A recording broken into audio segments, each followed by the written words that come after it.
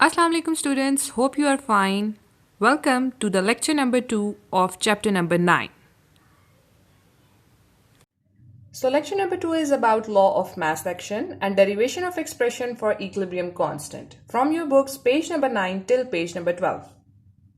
In previous video we studied about reversible reaction and dynamic equilibrium. Today we will study about law of mass action, but before that let's revise few things. In the start of any reaction, when we have more amount of reactants, to achieve the dynamic equilibrium, the reaction will shift itself towards the products in a closed container and under the same condition. And when with time we have more amount of products with us, what will happen? Now the dynamic equilibrium will only achieved when the reaction will move towards the reactants. And we have same amount of reactants and products with us and there is no change in concentration, only then we will achieve the dynamic equilibrium. Before moving towards our topic, we first need to know few terms related to this topic. Number 1 is active mass. An active mass is considered as molar concentration of reacting substances. You already have studied about the moles and the molar concentration in previous class. So you already know what is meant by molar concentration. It is basically the amount of reacting species. You can see two beakers over here. The beaker on the left side consists of a little bit of salt, which is why the solution is dilute solution. And the beaker on the right side consists of a lot of salt, due to which the solution is concentrated. Now the active mass in this case is a little bit of salt for the left side of the beaker and lot of salt for the right beaker, and this will decide the nature of the whole solution. If we will have little bit of salt as an active mass, the solution will be dilute, and vice versa for the right beaker. So chemists generally express the composition of equilibrium mixtures in terms of numerical values. These values relate the amount of products to reactants at equilibrium. These values can be determined by using a relationship known as law of mass action. Two chemists, Gullberg and Weig, in 1869 put forward this law, which states that the rate at which substance react is directly proportional to its active mass, and the rate at which the reaction proceeds is directly proportional to the product of active masses of the reactants.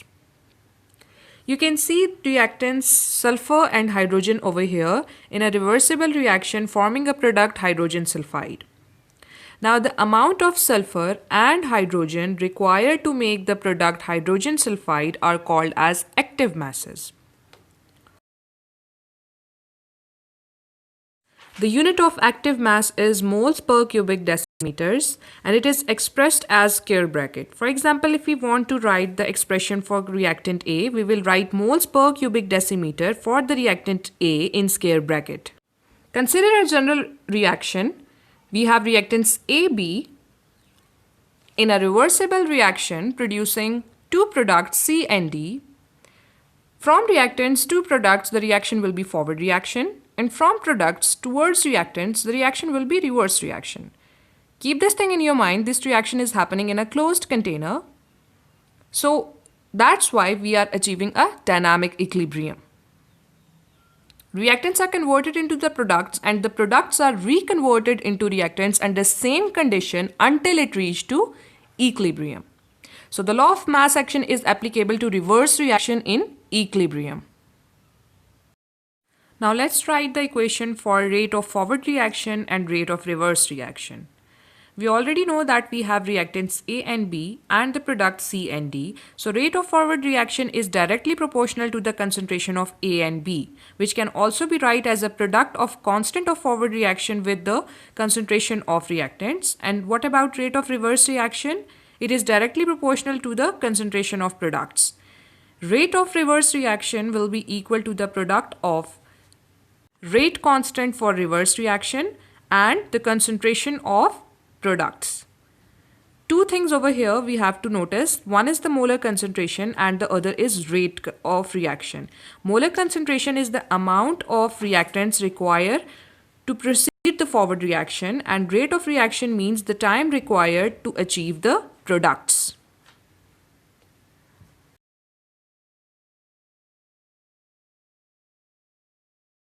You can also write the rate constants for forward and reverse reaction as K1 and K2 as shown over here.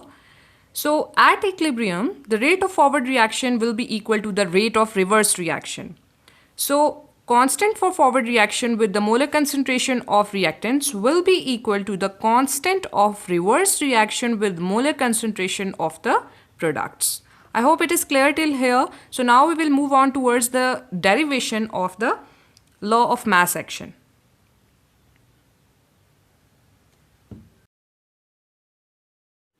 Now we will cross multiply the two constants for the forward and reverse reactions, and we will write it as K1 for forward and K2 for reverse reaction, and the K1 over K2 will combinedly become Kc.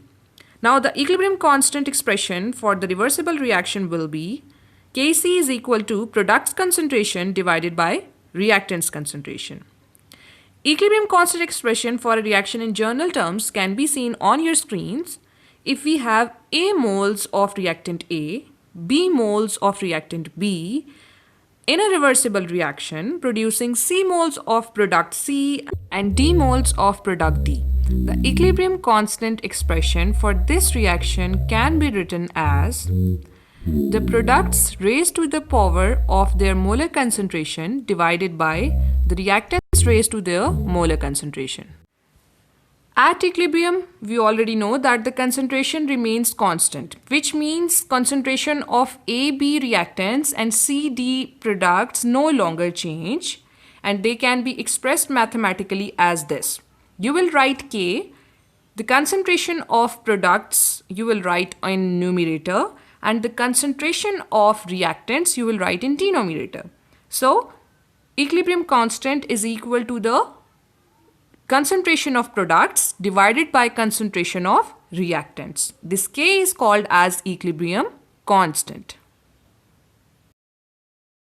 Let's talk about a difference between the two terms over here. One is the rate law and the other is law of mass action. We already discussed about law of mass action, which is different from the term rate law, which is the relationship between the rate of reaction and the concentration of reactants are always expressed by a rate law. In terms of product, the rate law equation does not contain the concentration of products. And when we talk about law of mass action, its equation contains the concentration of products. Let's talk about proportionality components. The proportionality constants of rate law equation is known as rate constant K, where there is no proportionality constant for law of mass action equation.